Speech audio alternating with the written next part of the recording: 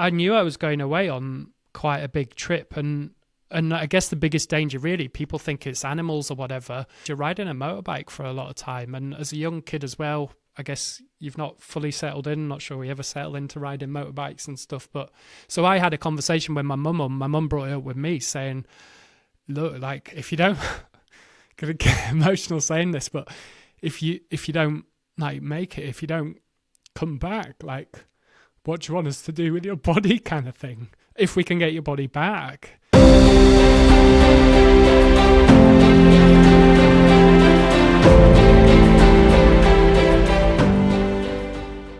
Hello, it's Nat here, your co-host at Life Changes with Adventure Solos.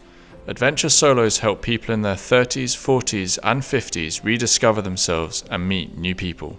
In this bonus episode of Life Changes, Chris and I speak about his fascinating life so far, from navigating life in the Middle East in his childhood, a career in the corporate mainstream world climbing the ladder, to a once-in-a-lifetime solo motorbike expedition across Africa. We speak about his taking a leap of faith, following his passion and starting Adventure Solos. We discuss the importance of family and flexibility in Chris's current lifestyle. Please also consider supporting us over at Patreon.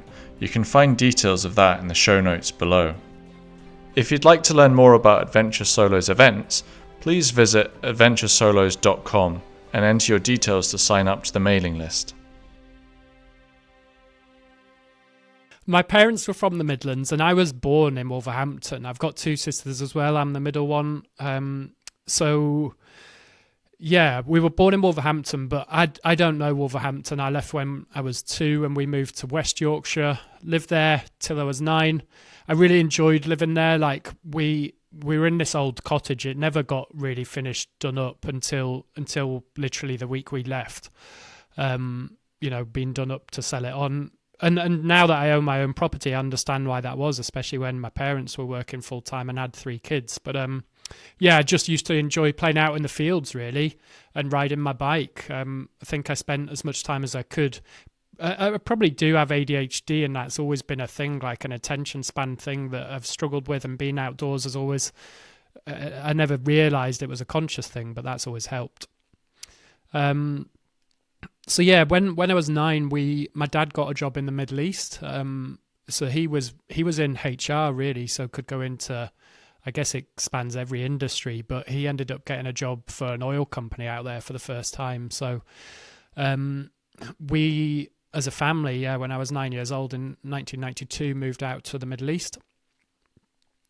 I loved living out there. It was just such a nice lifestyle because you had the weather. Like, it's always, I guess, normally between 30 to 40 degrees, but in the summer it can get up to like 52, 53 degrees and stuff. Although never officially, I think, because if it ever hit 50 degrees, I think they were people didn't have to go into work, so it was always like 49 point whatever.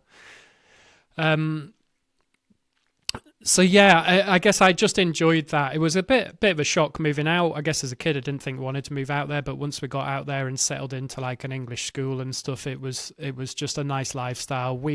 I actually have a wooden table in my garden here, and that wooden table is 30 years old, give or take, because we had that in Oman, and we just used to eat meals out there as a default. Like, whereas in the UK, you sit, I don't know, at a table or in the living room or wherever you sit.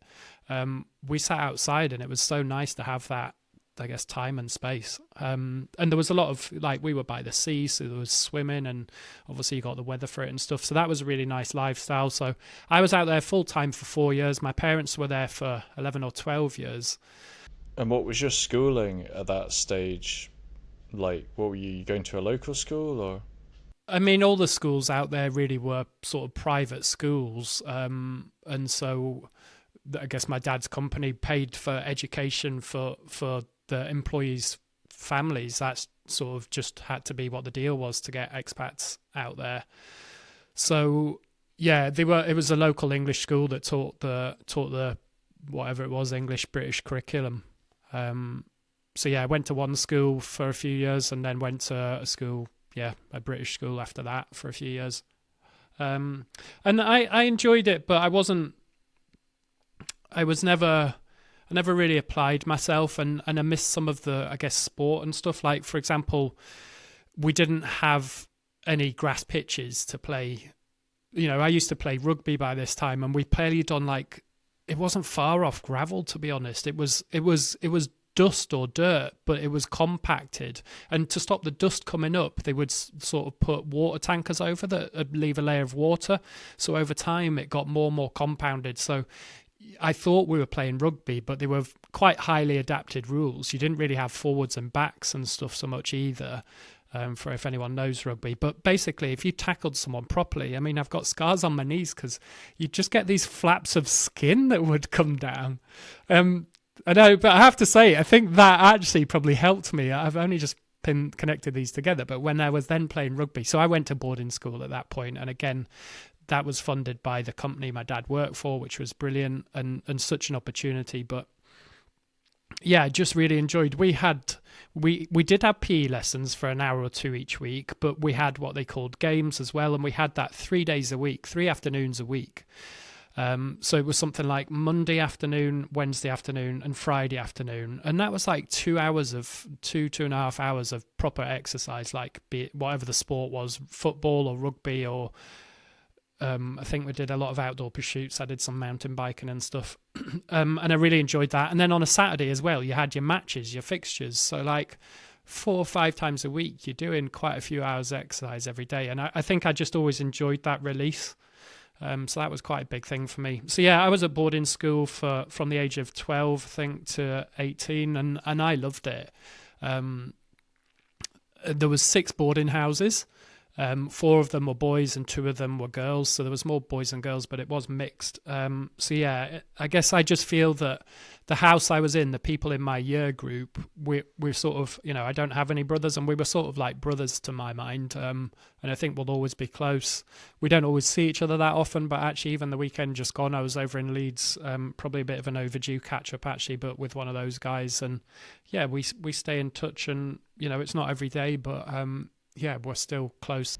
That's fantastic to hear. Do you think, I'm interested because it differs from my experience somewhat, do you think that you had that relationship with the other kids at your school because you got lucky, or because they engendered a culture at your school, or it's just a particular group of boys? I'm not so sure. So there was 3 other boys' houses. I could be wrong on this, but I'm not so sure that they are in touch in the way that a group of sort of 7 of us are in touch. As in, maybe they've got a WhatsApp group, for example, and maybe they've met up over the last few years, but I'm not aware of it. So maybe I was just lucky, I don't know. But yeah, just really enjoyed it. I mean, you're growing up together for 4 or 5 years or whatever, 5 years or something. And yeah, I think we just bonded. And I guess what I enjoyed about it, so we were always up to mischief. I did used to get in trouble a lot. I was probably, well, I got a lot of letters home written. I got a lot of final warnings.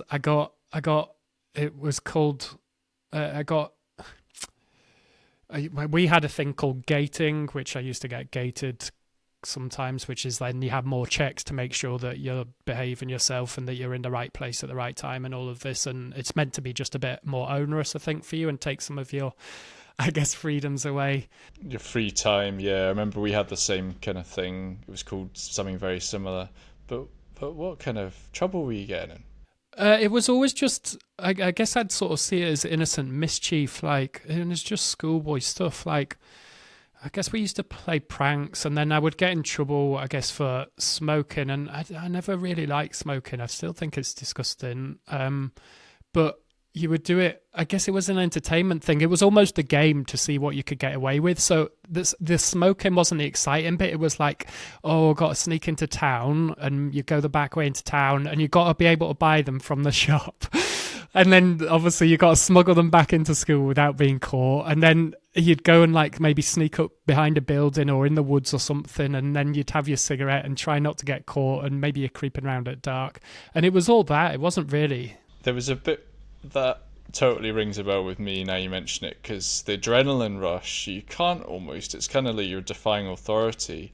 So I remember one time we had the same thing. You'd go into town and get some kid who would always look 21 even though they're 15 to buy booze, and then you'd have to hide the booze somewhere. And so we came up with the bright idea to hide it in like Lynx Africa shower gel, empty Lynx Africa shower gel bottles. The problem was we left it in there for about 2 weeks. Oh my god, we went down to the river and then we were drinking it, this vodka, and it tasted like Lynx Africa, and it was absolutely disgusting.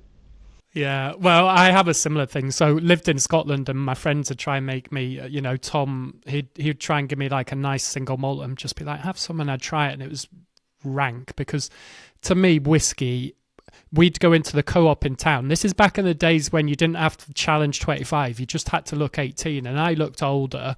There was me and one other guy looked a bit older. We were sort of, I guess, gone through puberty a bit earlier. So we were always the ones sent in to try and get the booze. And most of the time we'd get away with it. It was probably 60% successful, something like that. So sometimes you'd have to try other shops or cycle to a different village. But yeah, we'd get a big Coke bottle. So whatever they were, 2 litres. You pour 2/3 of it away, and then the rest is the cheapest bottle of vodka, whatever awful brand you can find, and you fill it with that. So yeah, well, no, that's too well branded, but yeah, it was not good stuff. It was very chemically, but yeah, misspent youth on that stuff. So yeah, drinking, smoking, even just stuff like food fights. I don't know if I should fess up to this or not, but I did have a girlfriend one time, and I went away on the rugby tour to Isle of Man, and I came back, and yeah, he'd apparently, don't know, tried it on whilst I was away, and I wasn't very happy with that. So the next time I bumped into him, he came round a corner, and so did I, and it just happened to be outside of the staff room. So I guess, I don't know, I was being a bit of an idiot and gave him a little punch maybe. And it was right outside of the staff room. And so obviously the teachers just marched straight out. And I just, like I say, I just had these letters home all the time. And I do remember one was like, I think from the headmaster saying, Christopher, I think it was, is on very thin ice at school at the moment. And sort of one more strike and is out kind of thing. And literally, I think it was 3 days later, there was the next letter. You kept doing that. Presumably, if they had more people applying to the school, you would have been out, but they obviously didn't have anyone to fill your space, so you were given a reprieve. I was probably quite frustrating because I think if I did apply myself, I could do well, and I think they knew I was sort of a nice person. I was not really a nasty person, and I wasn't really getting in trouble, okay, aside from that one, which wasn't very clever, but and I think it was just a frustration from their sense, because I guess they were trying to shock me into sort of applying myself or whatever. But in the lessons and stuff itself, I guess, so I enjoyed my time, but from an academic perspective, we were encouraged not to fail. So let's say you were at the bottom of the class, you were encouraged to stop messing about and get into the sort of herd in the middle. But I think there was, certainly in specific subjects, but there was a certain group of us that could have actually been pushed and challenged to be more academic, which is kind of what you maybe assume you would get from a private school like that. But that never really happened. As long as you weren't standing out for being shit, then you're allowed to get by. But that said, we did get quite a rounded education, if that's the right word, as you say, you get independence, you're away from home, you learn certain things. I think you grow up a bit quicker. But yeah, some of the pranks and stuff we used to get up to.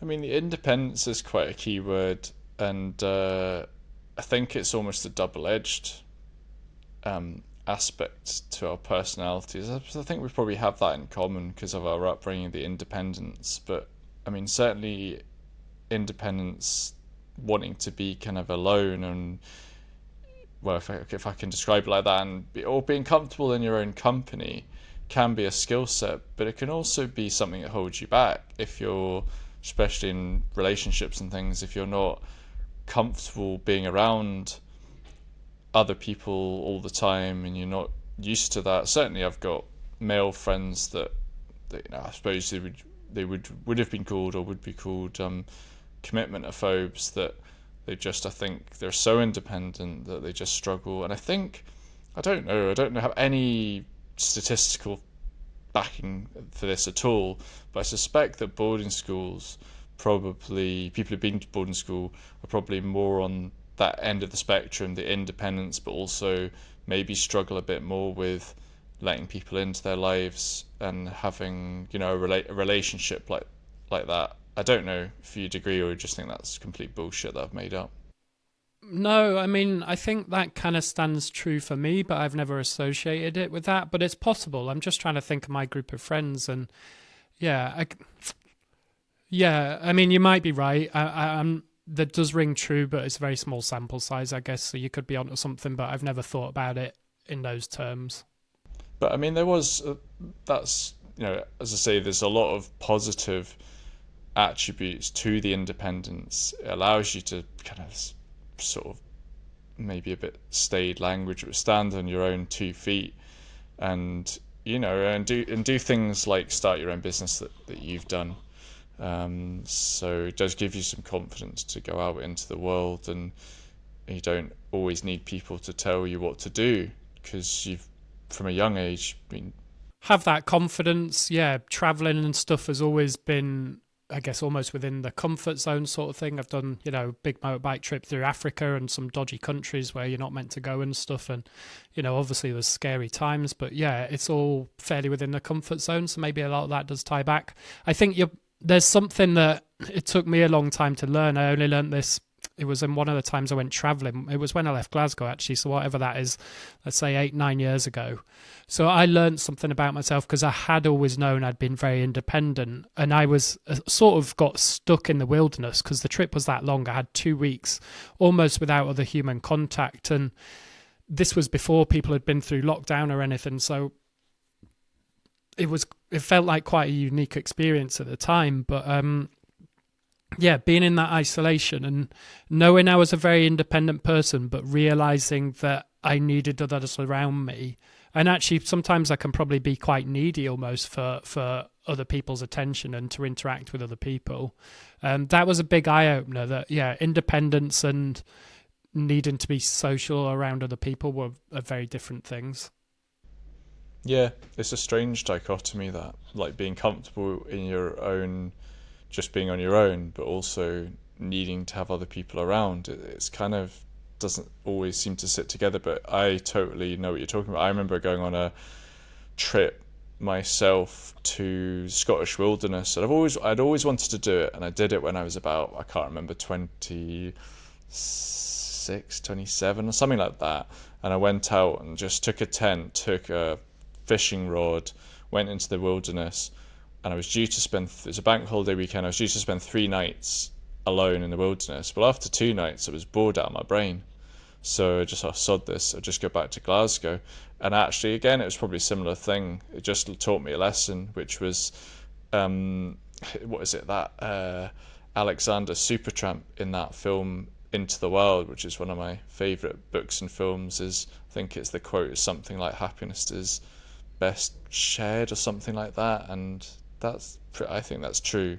Yeah, well, that feeds in, I think, to the adventure solo stuff again, which is doing stuff with other people and being around them. It's like, I'm confident enough to go off and do like a big, whatever it be, a hike or whatever, and that's fine. And sometimes I'll do that. I've just been in Portugal cycling for 3 weeks by myself. But yeah, I like doing stuff with other people, and it's nice to then be able to look back and relive things with other people that have had that shared experience and stuff as well. Yeah, and exactly. And even on the adventure solos events, I mean, okay, a weekend you're probably going to spend most of the time with other people, but one of the expedition events, you might not. You might go and just want to have some quiet time for an hour and on myself and just enjoy, and that's fine as well, isn't it? Yeah, absolutely.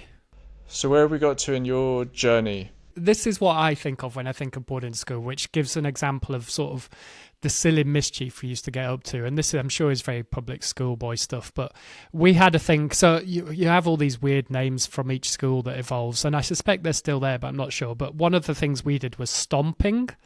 So stomping was like the teacher would have a room, like I guess an office within the boarding house, and there'd be a computer in there at the time, and I don't know, maybe anyway, that'd be their office within the house, and we'd do stuff like you'd go up to the bedroom, you'd find the bedroom above the room above that, and everyone would climb up onto the beds and the wardrobes and desks and all this sort of stuff.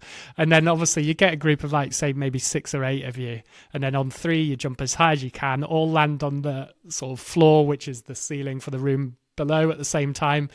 And that is stomping. But then the sort of so childish, isn't it? But I guess the challenge bit then is you've got to run away and hide or be fast enough or play it cool enough so that you don't get busted for having been the one that stomped. So like you would get you would get the older pupils and then be running up trying to find you and hunt you out. So you'd be hiding in bathrooms and all this sort of stuff. So it was just silly stuff, mischief that we got up to in that, but I did enjoy it. We had stuff like that, and we had I don't know if probably shouldn't mention, it was a far more X-rated thing that our school used to happen, and it was the adrenaline that you got from basically trying not to get caught for these capers was brilliant. That was great fun. Whether it was probably, well, it's not good. It's like so entertaining for a teenage kid, but definitely not something that should be going on. I don't know, that what you've described there is just, that's like kind of harmless stuff, but some of the stuff we had, which like kids would get beaten at pool and then they'd have to run around the church 3 times naked in the middle of the night without getting caught by a teacher, and just stuff like that. And I mean, it was, as I say, it was great fun as a teenager, but you think, and I don't want to get negative, but I felt like a lot of kids were bullied, and I feel like I was bullied, and I feel like I bullied, and I think everyone bullied, and everyone was a bully. Now that's shades of grey, but that's unfortunately how I felt at the time. So I hope that that's changed now, and there's been more nurture put into the environment, and people are just a bit kinder to one another. But it's just a hope, because it's teenage kids will be teenage kids. So I don't think that's probably something that's just restricted to boarding school environments. Yeah, and I guess I could see a bit of that. But I do think I enjoyed it because we were a nice, close-knit group of people. But if you were sort of an outsider, if you were bullied, it would have been awful, because I think it's extreme, as in if you're at a normal school, and I think bullying goes on in every school, you get some reprieve or whatever because you go home to your family and you can you'd get downtime. But so if you enjoyed school or if you didn't enjoy school, if you were bullied at school and you were there 24/7, that must have been pretty awful. Or even if you weren't bullied and you just didn't fit in, I guess it would have been a pretty lonely, isolating place to be. It's just an extreme. So yeah, I guess I was lucky enough that I enjoyed my experience and had close friends. But if you didn't have that, it would be shit. And yeah, I suspect you wouldn't last there very long. You'd soon be off to a different school or different setup. Yeah, and there were kids that kind of came and went, unfortunately. I mean, I was lucky I didn't really have it that bad. Everyone had it a bit, and some people had it worse than others. I didn't have it that bad, so I was lucky. But I'm glad to hear that you had. I remember you talking about it before, and your friends that you've got from school, and it was largely a positive experience. I think for me, the outcome was positive. Did I love every minute of being there? No. Did I enjoy lots of parts of it? Yes. So I guess similar to me. My attitude with it, like, I guess what you might call being bullied, like the older pupils, I don't know, I sort of, it sounds wrong, but I sort of enjoyed that. Like, we would intentionally give them lip and give them shit, knowing that you were then going to get a beating, but I kind of enjoyed that. Yeah, oh, I was an absolute cheeky shit. Yeah, I mean, like, I was absolutely, could say deserved everything I got. I mean, I didn't, obviously, because I was a fish out of water, and that's why I was being a cheeky shit looking back. But I thought you were going to say the opposite, that when you got to being an older kid, you enjoyed dishing out all this punishment. But I found, like, when I got to that age, I just couldn't be bothered. Couldn't be bothered having kids waking me up at 7 in the morning to send them to do stuff and all this nonsense, or give them lines or do whatever. I was just like, no, I wasn't so much. I mean, I didn't want to perpetuate the cycle, but it wasn't so much that. I think it was just lazy. So yeah, that was my boarding school experience. After that, what did I do? I had a year out just working. I think I'd had enough of education. I was 18. I had found it a bit of a slog from the academic perspective to try and keep focused and get through my exams. I actually did all right with GCSEs in particular. A-levels was a bit more scrapey through. But yeah, I had a year just working in Lancaster and down in Cornwall. I did a long summer straight after school in Cornwall with my girlfriend at the time. Then I worked in Lancaster and just pubs, like casual jobs where you walk out, minimum wage, you walk out and you've forgotten it. It's all left behind. And then, yeah, back down to Cornwall. I went off to university after that. I was at uni in the northeast. I was at Durham. Although a campus that was nearer Middlesbrough and Stockton at the time, which it was a nice new campus, but it was sort of, I guess, quite isolating as a campus. And I felt a bit more grown up. I know that sounds a bit of a dick thing to say, but the people that I was in halls with, for example, were, I guess, a year younger, which was a bigger deal at the time. But I'd sort of been away from home since I was 12, and then you know, I guess you do grow up a bit faster, and then I'd had a year working as well, whereas these guys were all away from home for the first time, and they were like, oh, we can stay up as late as we want, and we don't have to wash the dishes up and stuff. And I know, I'm sure that's the typical student experience, but I just felt a bit past it in a way. So uni was fine. I didn't hate it, but I was just there to tick a box, really, to get a degree and get out. And I didn't particularly apply myself, but I did used to try and go to the lectures, because what one of the guys had said, one of the lecturers had said, he said for the year before he'd marked who'd been to what lessons, like he'd taken a register at every one, and he said of those that attended, I can't remember what the percentage was, but let's say 80% of lectures or more, he said the lowest score any of them got was a 2-1. And I was like, oh, well, that's me sorted then. All I have to do is go to at least 80% of lectures. Yeah, and that's what happened. I did very little work outside it. I did go to as many of the lectures as I could, because to be honest, it was only about 6 hours a week or something ridiculous. And yeah, I came out with a 2-1 in business finance. That got me a job in banking. I started on a nice graduate scheme for a couple of years. So again, I was moving around. That was 6-month placements. This was with Bank of Scotland corporate before any of this banking stuff kicked off. And I could see at the time. And where was that geographically? Yeah, so I started in Edinburgh for 6 months. Then I was Manchester for 6 months. Although actually that first Edinburgh one, I missed a lot of it because I had a motorbike accident and I messed my arms up. So I ended up I had to move home with my mum because I couldn't live by myself. So I was off for probably about 5 months maybe or something with that in the end, and quite intensive physio and stuff to get my wrist and my hand working properly again. So yeah, Edinburgh, then Manchester for 6 months, then London for 6 months, and then I went back up to Edinburgh for the final 6 months. After that, I buggered off to Africa. So I'd been planning this motorbike trip. I actually planned it with a friend, and he sort of never formally bailed, but pretty much just didn't turn up. There's a whole other story there somewhere. But yeah, I did a big motorbike trip through Africa. So it was kind of 6 months. And this is before Ewan McGregor and Charlie Borman did this stuff.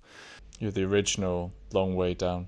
Well, sort of. They had done Long Way Round, but I think, yeah, they hadn't done Long Way Down, or maybe it hadn't aired. Maybe they'd done it 6 months before and it hadn't aired or something. And they went down the East Coast. We went down the West Coast. So that was kind of, well, it was 5 months door to door from leaving sort of Yorkshire to arriving at Cape Agulhas, which is the southernmost point of Africa where the Indian Ocean and the Atlantic Ocean meet. So yeah, that was like 25 countries, you know, a couple of weeks down through Europe, then over, there's like a half-hour ferry from, so I can't remember if it was Gibraltar or next to Gibraltar. I think it was next to Gibraltar, over to Morocco, and then you kind of go down Morocco, this will test my memory, Western Sahara, Mauritania, Mali, Senegal. Tell us about you've mentioned this trip I've never talked to you in detail about it, but it sounds like this maybe for you was a bit of a life-changing experience. In a way, it was a monumental trip, and I was still fairly young. I think I was maybe 23 when I left, and I'd been planning it for a couple of years. I guess, so this is to add a bit of context. Before I left, and people said it could be done or it couldn't be done, I had this motorbike, the brand was CCM, and I knew of only one other person that had tried to do Africa. He was actually going the other way, and he'd done some travelling before. He'd tried to do it on a CCM, and the words used were he perished on the way. I don't know the details of what happened. So I knew I was going away on quite a big trip, and I guess the biggest danger, really, people think it's animals or whatever, but actually the biggest trip is you're riding a motorbike for a lot of time. And as a young kid as well, I guess you've not fully settled in. I'm not sure we ever settle into riding motorbikes and stuff. But so I had a conversation with my mum brought it up with me saying, look, like, if you don't, gonna get emotional saying this, but if you don't like make it, if you don't come back, like, what do you want us to do with your body, kind of thing, if we can get your body back? And yeah, I guess, I mean, you don't plan it thinking that's going to happen, but that was, so you're going into the unknown a little bit. If your mum says that to you, it must really bring it home. Like, at that age, don't know, did that make you think, oh my god, this is actually a bit scarier maybe than, bit off more than I can chew? I think almost that was people's gut reactions when I first said I was going to do it, like 18 months before, whatever, and 2 years before. And people were either dismissive or just said I was stupid for trying to do it. But I don't think they really understood it. And I had been looking at it and researching it, and you knew other people had done it, like on different motorbikes and stuff, and it was possible. I just planned it and prepared as much as I could. And you're taking... Yeah, of course you're taking a chance, and it's hard to know in reality how much of a chance you were taking, but you just had to set off and try. I just used to sort of think to myself, like, I would rather die living than live dying. And yeah, I guess it's one of those life's too short thing I wouldn't want to not do something because I was afraid of it. So yeah, I guess I've always been a bit like that.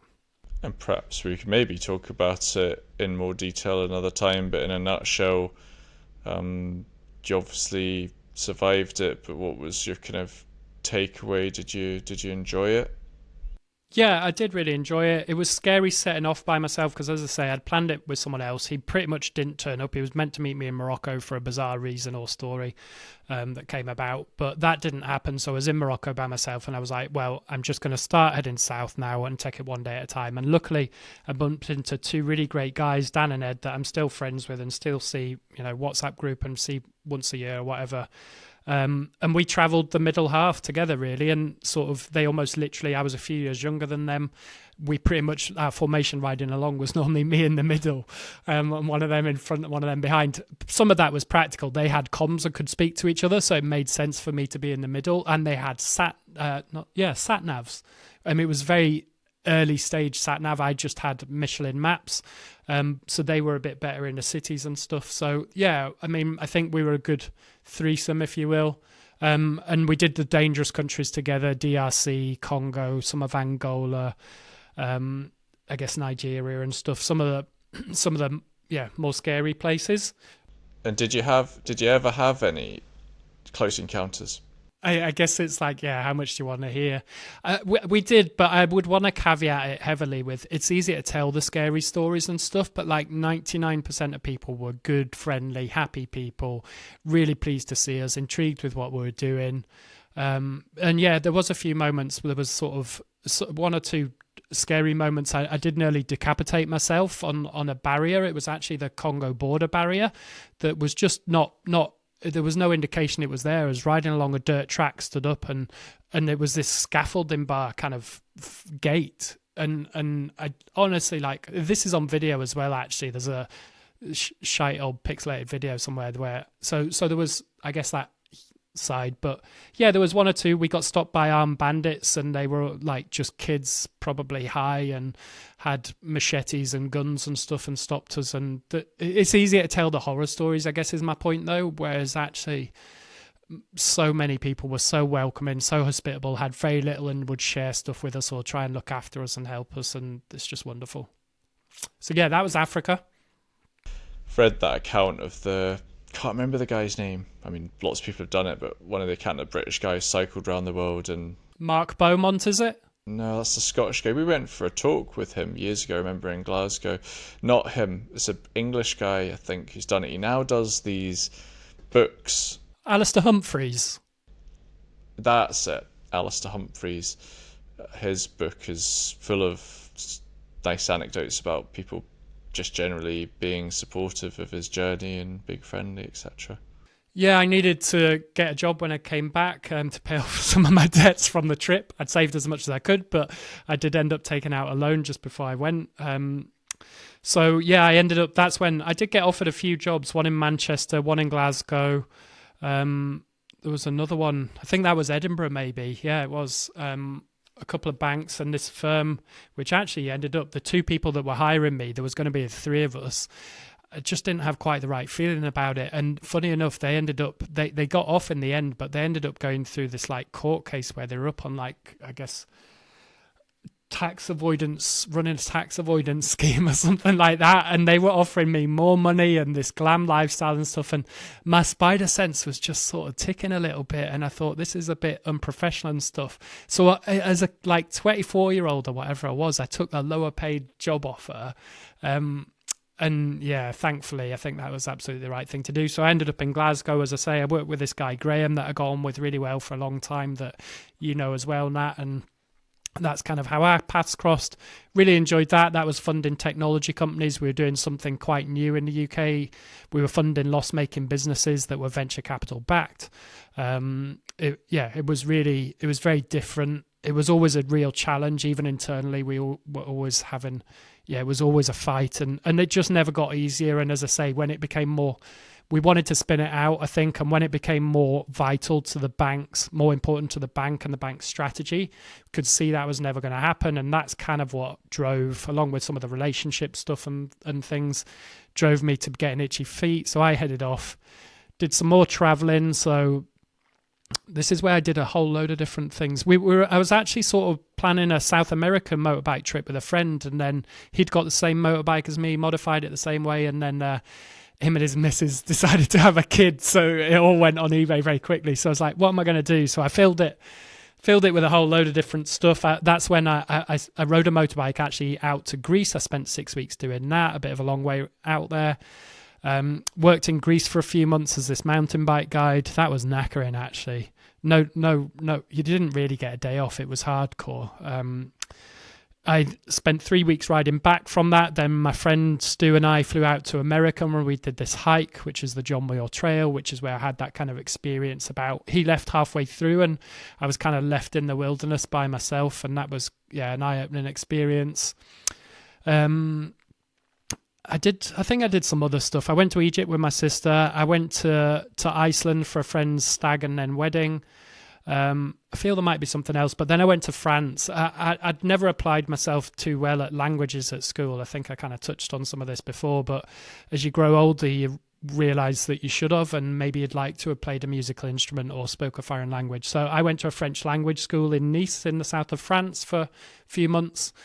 And my plan really was to spend 6 months out there and become sort of conversationally fluent. And my French went from non-existent, awful, to just bad. So I was quite pleased with that. But I was only there for 2 months because I got offered this job in London, which I knew the guy there. I mean, I knew he was a bit of a lazy guy as well, actually. But I knew him. I knew the job that they wanted me to do. They basically wanted me to sort of just start up the business that I'd already done, but for a venture capital firm.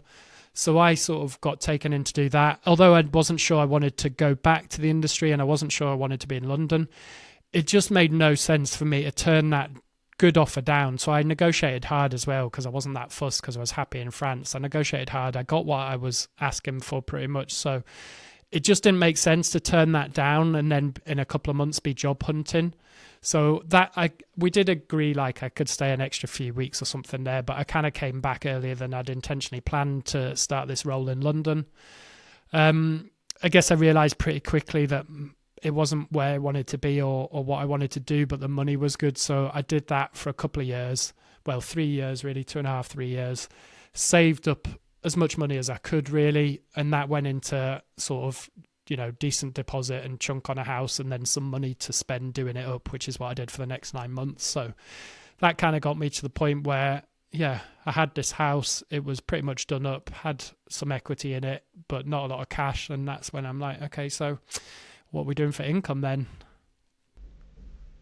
Can't you only have like, 3 eggs a day? You can't be selling them for income, so you need to start Adventure Solos. I think that brings us full circle. Yeah, obviously I've been to your place quite a few times, and it's a lovely, lovely environment, kind of out in the Lake District, isn't it? So yeah, and you've got quite a few bits and pieces to keep you busy working out in the garden, and don't you still not got your wood-fired pizza oven, have you? Yeah, so yeah, I live in this house it has got a big garden. Well, it's an apartment that I live in, and there's a big garden, huge garden that's mine at the back, and it's actually a walled garden, and it's too big really. You buy these things thinking it's a nice thing, and I guess it's slightly naive. I didn't realize that it was actually quite a liability in a lot of ways as well, just maintaining it and stuff. But yeah, it kind of clearing some of the brambles because it was so overgrown. Discovered this kind of ruin of an outbuilding, stone outbuilding, and there was a whole load of slates piled up on the ground nearby. So having cleared the area, then yeah, spent quite a bit of time really. It ended up being a 3-year project, sort of over doing evenings and weekends or whatever. To pretty much had to half demolish this building, rebuild it back up. And it's maybe about 3 or 4 meters by 3 meters, something like that. But yeah, sort of pretty much half demolished it, built it back up to a decent height and actually slightly higher to get the right slope for the pitch of the roof, and then put this slate roof on. So this is random width slating, which I could talk to you for ages about now. But yeah, my friend Noel, again, that's been on some of these podcasts, helped with that. That was really useful. So yeah, it was just nice to do practical stuff like that. And you kind of touched on, I've got a few hens in the garden and stuff that in the summer lay eggs and that. But so yeah, it's a nice bit of lifestyle, and I'm closer to family. Like my mum has my nieces once a week, so I sort of knock off a bit early and go around there, and it's nice to have that flexibility and be able to see my mum regularly and to see my nieces grow up and just be present for that stuff. And both my sisters now, actually, since last year, my little sister's, I say little, she's coming up for 40, but she's moved from London up this way as well. So it's nice for us to be able to get together once a week and have that time together, really. Yeah, that's really, really important. Something we've probably learnt traveling is it's great being out in Thailand and Vietnam and all these places, but at the end of the day, actually do miss friends and family. So the grass is always greener. Definitely learnt that. Speaking of traveling, I have skipped something. So we lived in the Middle East, and well, two things. One is would get money to come home to the UK once a year to see friends and family, I guess, but it was perfectly legitimate. I think you could take 80% of that and you could use it for different travel. So that was a really great opportunity to travel whilst I was there. And then one year my dad and I planned it all. The deal was kind of my dad would pay for it if I planned and prepared it all. So my dad and I drove, we had this old 4x4 at the time, it was 11 years old, and we drove that back from the Middle East. So we spent 2 weeks doing that. So that sounds amazing. Yeah, some of the overlanding stuff I've done, plus some of the travel I've been lucky enough to get, I've probably been to maybe 80 countries, something like that. Maybe more, maybe less. I don't know. I should count. But yeah, I've been really lucky to have that opportunity and to travel. Okay, Chris, time for your rapid fire questions. We're going to get to know you a little bit deeper here. The first question is, what personal achievement are you most proud of? The one that springs to mind for me really is my Africa trip, my motorbike trip through Africa. So it was, I was pretty young. I must have been maybe 23 when I set off. I'd been planning it for a couple of years before that. So 21, something like that. It was quite a big financial commitment. I was trying to save up for best part of 2 years before I went. I ended up having to take a loan, so I had to pay that off for a couple of years after I got back. So it was pretty much a 5 year financial commitment, but obviously sort of the adventure and the risk. Like it was 5 months in execution from leaving the UK, the day I left the UK, to get into the southernmost point of Africa. It was through 25 countries, a lot of them quite dangerous ones and ones you're not meant to go to. Probably the most dangerous part as well is the fact that you're riding a motorbike for, pretty much solid for the best part of 6 months. And I'd also left my job. I had a good graduate job. I left at the end of that scheme and came back sort of with the hope of sort of falling into a new role. So yeah, I think that's the thing I'm most proud of. Yeah, I'm glad you made it back alive, and I've heard a bit about it, and it sounds like hell of an adventure. Next question. Who has been the biggest influence on your personal philosophy? Yeah, I find that a bit of a tricky question because the answer's probably lots of people, and I like to take little bits from here and little bits from there, and even people that I don't know that do have podcasts or books and stuff.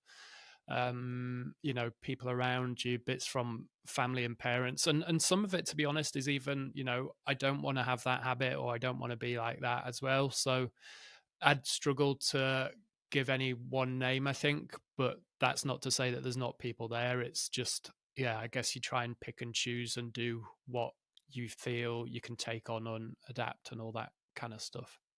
Have you got anyone in mind for maybe your professional career that's inspired you, or anyone who you can think of in relation to adventure solos? I think there's a guy called Pat Flynn. He's an American guy, and he has his podcast is SPI, Smart Passive Income. Um, he does some YouTube stuff as well. I don't necessarily think he's the inspiration for me doing it, but I've found his content really useful for improving stuff and giving focus to stuff and focusing down on niches. I guess it helped with some of the confidence for some of those things. So yeah, that's been really useful. So yeah, maybe Pat Flynn, which funny enough is someone I've never met, never had a conversation with. But yeah, puts useful stuff out there. Are there any books, podcasts, etc., that have had a significant impact on you?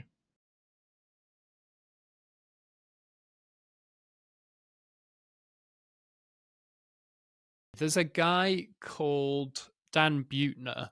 I only came across him maybe I knew of. So there's this project called Blue Zones, and what it's all about is reverse engineering longevity and health. So instead of being like, oh, we've got this new formula where you can take this and we think it'll be good for you, and it's normally processed crap.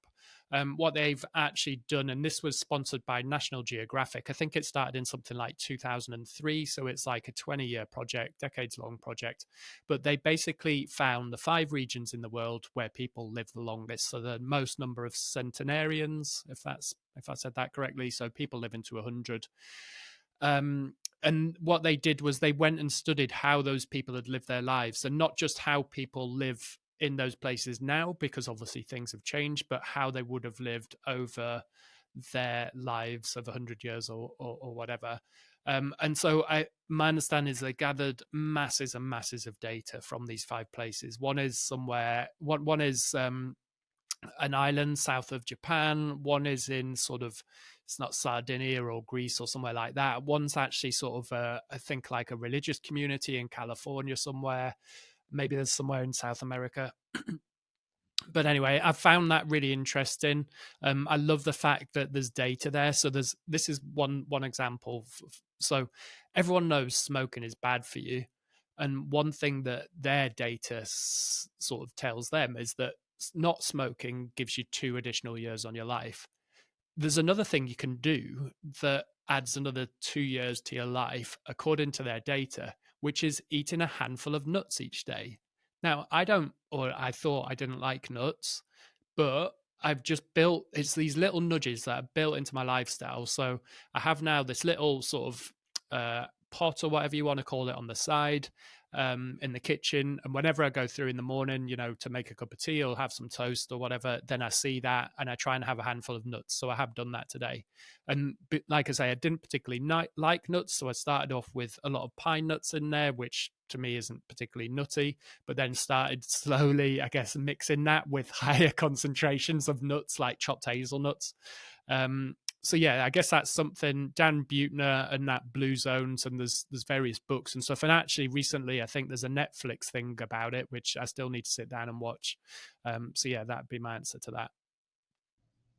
Yeah, saw that. I think I flicked across that yesterday, so I need to give that a watch. That sounds really interesting, and you touched upon the little nudge that it's the kind of atomic habits idea, isn't it? Or there's a book that actually resonated slightly more with me called Tiny Habits by B.J. Fogg, who actually I think taught the guy who wrote Atomic Habits, but it's just about put out your gym stuff before you go to bed. Make sure just do everything that you can to design your life for success. So yeah, I'm not particularly great at that. I wouldn't have thought, but yeah, I think having the data points to then tell you what are the things that you should design for is probably a good thing. So I definitely need to look into that because I struggle a little bit. I think we've talked about this before with just, one day eggs are good for you, and the next day eggs are bad for you. Someone told me the other day that salt's actually now good for you. Salt's always been bad for you. So it's really hard to know what to design for with some of this health stuff in particular. Yeah, and for me, I just try and boil that all back to like, what did the caveman do, or what are we designed to do? Like, is it a load of processed powdery shit, or is it fruit and veg? And I think we all know the answer to that, and that doesn't particularly change decade to decade. We do, but if we can get a sponsorship from AG1 like every other podcast, then we'll sell the powdery shit. Not a problem. I thought it was Hugh. We need the podcast of a CEO. I actually quite like Huel. So I've used that before. Saskia, my fiance, bought that because she's a sucker for everything on Facebook. She'll buy anything off Facebook. And she bought it, and then it came, and then she took one scoop in a glass, drank it, hated it. And then I was so cynical because it had come off Facebook advertising. But then I tried it, really liked it. And then I ended up signing up, and I ended up buying and continuing to have it every now and again. So yeah, Huel will be fine. We'll take a sponsorship with Huel. Right. Next question. How do you handle stress and maintain a work-life balance? Yeah, I think that's a really interesting question. There's almost two parts for me. How do I handle stress? For me, getting outside. Like, if I'm working, I can get up and have a walk either before I start work, at lunchtime, or in the evening, even in the winter when it's dark. Stick a head torch on, go out, and just tell yourself it's just for 10 or 15 minutes, and you'll get out there and you'll want to stay out there. And I think that's so, so good. That's more almost a maintenance of it, I think, and a processing. And I do think that time pays you back. Like, you might think my day's too busy to do that because I've got so much work to do, but actually I think it adds so much clarity, and you come back more focused, knowing what you want to do and keen to get on. So I think you do actually get that time back. I think if I'm feeling more stressed, or if something were to upset me or whatever, a run is quite a good answer. For me. And don't get me wrong, I'm not a runner. I'm not out there like 3 times a week or anything like that. I do go through little spells or phases, but if I averaged it out over a year, how many times I run, it's perhaps 6 or 8 times maximum, like once every couple of months. But that for me, just, I say a little blast. You feel like you've had a blast and released energy or stress, but I'm not like massive runner, as in I go out and I run through the woods, and if I want to walk for a bit, I'll walk for a bit, and then if I'm ready to run a bit, I'll run a bit more. So yeah, that being outside and exercise a bit. How do you kind of said, how do I manage it, I think, as well, as opposed to just tackle it when it's there. That work-life balance, I think that's something you have to be conscious of every day. I think, obviously, I now work for myself. I do some of the small things, like I've got 2 phones. So I have a work phone and I have a personal phone. My work phone chats, like there's a lot of WhatsApp groups from events and stuff, so they're pretty much all on mute unless it's something that's starting in the next day or so. But really, like when I come to my desk, for example, I don't try and conquer the world. I What I ask myself is, what is one big thing that, if that's the only thing I achieve today, that I'll be happy with that, and I try and get that done. And quite often that can just take a few hours. Some of this is all nicked from like the 4-hour working week and all these types of people. But yeah, try and get that one thing done, and then you'll feel good about yourself. You might have a bit of time to be like, oh well, now that that's done, I'll just spend another half hour replying to that email or responding to that text message. But yeah, it's just about, don't try and take on the world. If you do one thing each day, then you've got 250 whatever working days a year, and you'll be massively on from where you were a year before. Yeah, it's like that. I've not read it actually, but make your bed type idea, isn't it? Once you've got that positive mindset, then you can roll it over and get more done. And I definitely agree on the getting out into nature point. I've been using an app over the last, I think, 4 months called Daylio. It's just on the phone, Daylio, I think it is, for anyone who wants to look it up.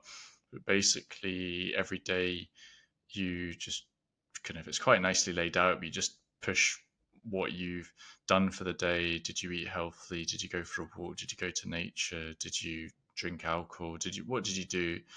And then you put in a score, and it's not too complicated. It's just basically 1 to 5. And one of the big things that's come out of that is, I think, one of the biggest correlations between feeling good is getting exercise and into nature, probably over lots of other things. Sleep as well. I think sleep's absolutely massive. I kind of thought that before, but if I get a bad night's sleep, it's very hard to recover mentally. So yeah, I do agree with your nature one for sure. Right, next question. Can you recall a moment that changed the course of your life? Yeah, good question. I think that there is a few along the way, but the first and biggest one was probably, well, the fact was it was us moving out to Oman from Yorkshire as a family when I was 9 years old. And I do vaguely recall being told about that. So the way I recollect it, we were in my sister's room. I think we were about to go to bed. There was me and my two sisters, and my mum and dad had come in, and I think they had a world atlas, at least some sort of map, and kind of said, we're moving here. And I think perhaps that night I didn't understand it or was just excited. I do remember, like, when I was having to say goodbye, like we went to a last youth club and stuff at school. I remember being a bit sad about that. But moving to Oman was kind of the start of, yeah, I guess everything in a way. That's what led me to be able to go to boarding school, which is what led me to be able to go to a better uni, which led me to get a better job. Yeah, it's just that sort of, I guess, almost sliding doors moment. But that was probably the first and the biggest major change in my life. What's a controversial opinion that you hold that you're willing to discuss? I think this is controversial, which is the Just Stop Oil protesters. I think they get a very bad press, and you keep seeing stuff like, oh, these guys are annoying when you're trying to commute into London, or this guy's potentially going to be late for his grandmother's funeral. I support, or I don't do anything to support them, but I am on the side of the Just Stop Oil protesters. I think, of course, they're causing disruption, and it's a shame they're having to do that. But I do believe they're going to be on the right side of history. I think they are trying to have a sustained campaign where they stay in the media and in the press to get the message through to politicians. And I don't feel they get a lot of support. I think the media is very negative on them and kind of treats them as almost like, who are these weird or annoying hippies, or they're doing this stupid stuff. But ultimately, if you step back, what are they trying to do? They're trying to, it sounds a bit dramatic, but almost save humanity and wake us up to the fact that we're in this climate crisis and that we need to do life differently. That maybe ties back to some of your stuff, Nat. When you answered the question, you said about almost the one child policy and there being too many of us. I think they're going to be on the right side of history, and I think they get a really bad rep for it. So yeah, that's probably my controversial opinion. I think it would be quite good to work for them or be involved in their organization, because I can imagine their board meetings being like, right, what stuff can we do to disrupt things? Throwing beans or tomato sauce on the Mona Lisa, or just do sort of slightly silly at times disruptive stuff that's going to get in the paper. Of course, the papers love them. They're not going to say that, but they love them because it's just small stories, isn't it? It's kind of controversial what they do, but I think I agree with you. A lot of the stuff they do is just relatively harmless at the end of the day. I mean, the Mona Lisa was covered in about 10 layers of glass and perspex, so throwing some tomato soup or whatever it was on that makes no difference. But it's a news story and it highlights the issue. I'm a bit worried, to be honest, that they'll go for the juggernaut and try and hack into our podcast or something like that. But for the time being, maybe we're okay. What would you do if you had like one prank or one something that you could do for Just Stop Oil? It'd be great to use that as an excuse to target the current Conservative leadership, wouldn't it? I mean, don't get me onto politics, but how do we end up with people like Boris Johnson, Matt Hancock? I mean, he's just such a weasel. Rishi Sunak, I thought might be slightly better, but I don't think really is. Dominic Cummings, like, how do we end up with people like that? There's something wrong with the system, isn't there? So yeah, it'd be great to use Just Stop Oil as a bit of an excuse to prank them in some way, inconvenience them, bring them back to the real world just for a tiny minute. I think we'll finish with this last question, which is, can you share a current challenge that you're working on?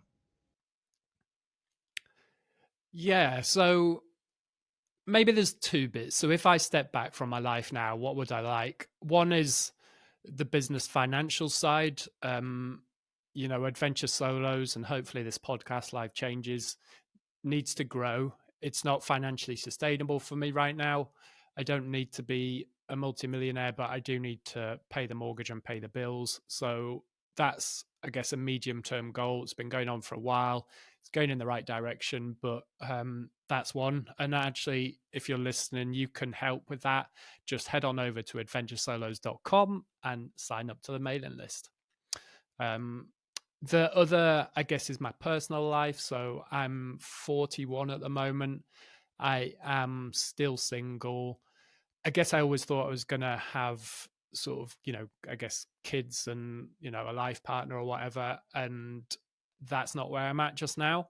I think maybe there's a window for some of that stuff that starts to close, and people are often quite dismissive when men say that, but I do think it's true for men as well. I don't want to be mistaken for the granddad in the playground. So that's one that I guess is in the back of my mind. And again, I guess a medium-term thing that I guess I've been working on for a little while, and yeah, we'll see where that gets to. So they're probably the two, the financial side and growing the business and making that pay its way. And the other is the relationship aspect of that. And is there a mailing list some people can sign up to for the second bit, the relationship bit? That's probably where I'm going wrong. We should start one. A subscription package, I think. Just subscription. You have to get a Patreon page up or something like that. Well, we do have one, but not for the dating side. So yeah. And by the way, this is all brand new, so we don't have any Patreons yet. But if you become our first Patreon, so look at the show notes below, go over and follow it, and we'll give you a shout out on the show as a thank you. So yeah, go be our first Patreon. Good plug, Nat. Thank you. Yeah, sure. One of our parents will sign up for that, so we'll get a shout out. Actually, we better not. They're not going to do it, so you need to do it now. All right, great. Thanks for being so candid with your answers, Chris, and I hadn't heard all of those views and opinions about you, so I found that very interesting. So thanks a lot. Brilliant. Awesome. Nice chatting, Nat. Hey, it's Chris here from Adventure Solos, where we help people in their 30s, 40s and 50s to rediscover themselves and meet new people. If you'd like to find out more about Adventure Solos events, visit adventuresolos.com. That's adventuresolos.com, where you're very welcome to stay in touch by joining the mailing list. So adventuresolos.com and enter your details to sign up to the mailing list.